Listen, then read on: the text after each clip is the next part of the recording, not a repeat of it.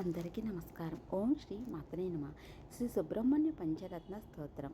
ఈ దివ్యమైన శ్రీ సుబ్రహ్మణ్య స్వామి పంచరత్న స్తోత్రం రచించిన వారు అద్వైత సిద్ధాంత స్థాపకులు, గొప్ప తత్వవేత్త అయిన ఆది శంకరాచార్యుల వారు. షడాననం చందన లేపితాంగం అంటూ సాగే ఈ దివ్యమైన సుబ్రహ్మణ్య స్వామి స్తుతి శ్లోకాలు ఆయన మహిమలను, శక్తిని, కరుణకు కళ్ళకు కట్టినట్లు వివరిస్తాయి. 6 ముఖాలతో నెమలి వాహనంపై విరాజిల్లుతూ శూలాయుధాన్ని ధరించి భక్తుల కోరికలు తీర్చి కుమారస్వామిని స్మరించడం ఎంతో పుణ్యప్రదం.